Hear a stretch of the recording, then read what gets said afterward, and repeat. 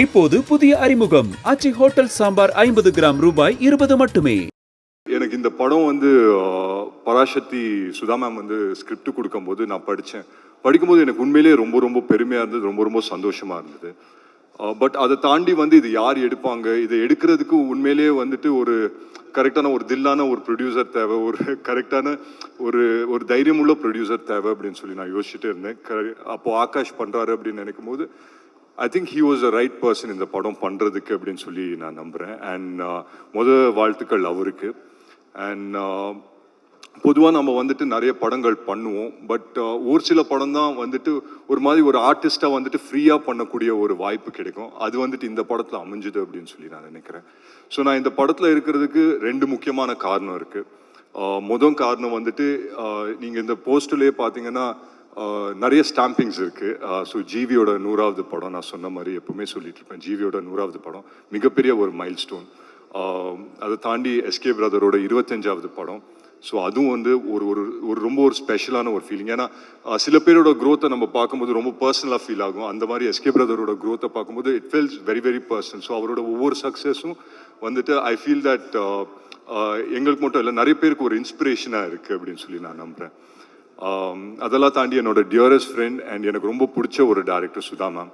So அவங்க வந்து இது சொல்லும் போது நான் கேட்டேன், இந்த கேரக்டர் எப்படி பண்ணலாம், இந்த மாதிரி ப்ளே பண்ணிட்டா அந்த மாதிரி ப்ளே பண்ணிட்டா அப்படின்னு சொல்லி கேட்கும்போது, நீ எதையும் பண்ணாத, உனக்கு எப்படி தோணுதோ உன்னோட நேச்சுரல் செல்ஃப் முன்னால் எப்படி பண்ண முடியுதோ பண்ணு அப்படின்னு சொல்லி சொன்னாங்க.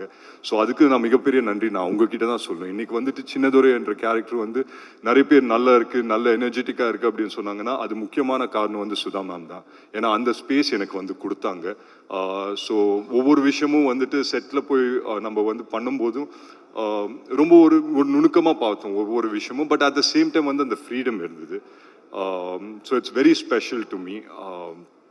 அதெல்லாம் தாண்டி ஒரு விஷயம் நான் சொல்லணுன்னா, எனக்கு வந்துட்டு இந்த ஸ்கிரிப்ட் கொடுக்கும்போது சுதா மேம் ஒன்று சொன்னாங்க, it's loosely based off student union leader ராஜேந்திரனோட கதை அப்படின்னு சொல்லி சொன்னாங்க. ஒரு சின்ன இது மட்டும் கொடுத்தாங்க, இந்த கேரக்டர் நான் ப்ளே பண்ணுறது.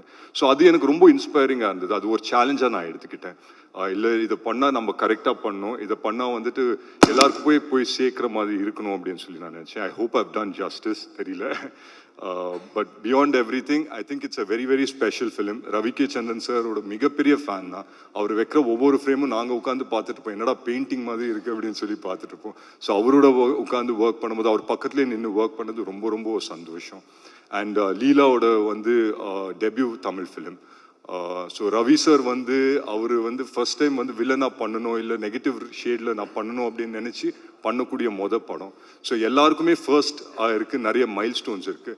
ஸோ இதுக்காக வந்துட்டு it feels very very special. And beyond everything I think இந்த ஒரு படம் நாங்கள் எல்லாருமே, this I can speak on behalf of everyone, that எங்கேயோ வந்துட்டு நாங்கள் எல்லாருமே ஆஸ் ஆர்டிஸ்ட் நிறைய படம் பண்ணும்போது கொஞ்சம் டிட்டாச்சாக இருப்போம். பட் இந்த படம் என்னன்னு தெரில, எல்லாருமே ரொம்ப அட்டாச் ஆகிட்டோம் அப்படின்னு நினைக்கிறேன். ஸோ எல்லாருமே வந்து இங்கே வந்து நாங்கள் வந்து டே 1 நாங்கள் செட்ஸில் இருக்கும்போது எல்லாருமே ஆர்டிஸ்டாக தான் வந்தோம்.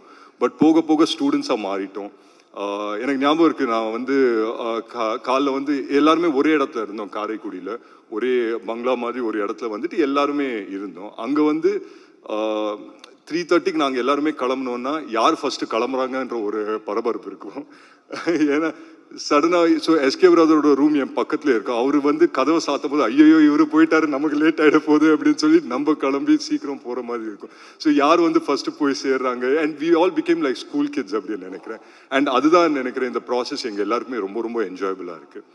மேலும் நான் என்ன சொல்கிறேன்னா, பார்த்தவங்க சப்போர்ட் பண்ணவங்களுக்கு ரொம்ப ரொம்ப நன்றி. பார்க்காதவங்க தயவு செஞ்சு தியேட்டர்ஸ்க்கு வந்து பாருங்கள். It's one film that you should miss in theatres. So ரொம்ப நன்றி. அண்ட் என் டீமுக்கு நான் ரொம்ப நன்றி சொல்லிக்கிறேன். தேங்க்யூ.